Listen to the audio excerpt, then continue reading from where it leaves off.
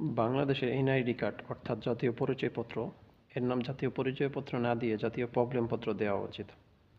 কারণ এই কার্ডটা যে সমস্ত থার্ড ক্লাস অটো পাস টাইপাররা টাইপিং করে, তারা হয়তো আপনার নামে ভুল করবে, অথবা আপনার বাপের নামে ভুল করবে, অথবা আপনার গ্রামের নামে ভুল করবে।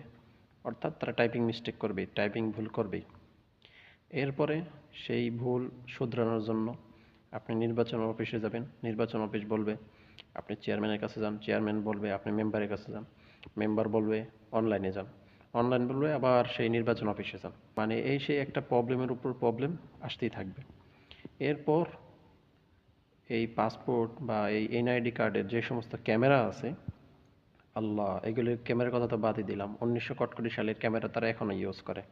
পৃথিবী কোথায় থেকে কোথায় চলে গেছে, পৃথিবী থেকে মানুষ চাঁদ দেখে ক্যামেরা দিয়ে, আর তারা এখন 1900 সালের ক্যামেরা দিয়েই এনআইডি কার্ড বা পাসপোর্টের ছবি তোলে। এই ছবির অবস্থা এতটাই খারাপ যে হয়তো ছবি তোলার পর কার্ডে আপনি আপনার চেহারা দেখলে হয়তো আপনি চিনতে পারবেন না, অথবা আপনি চিনলেও আপনার মা চিনতে পারবে না, মা চিনলেও আপনার বাবা চিনতে পারবে না। মানে ক্যামেরা অবস্থা এরকম। কি আর বলবো, এই জন্য এটার নাম জাতীয় পরিচয়পত্র না হয়ে জাতীয় প্রবলেমপত্র করা উচিত।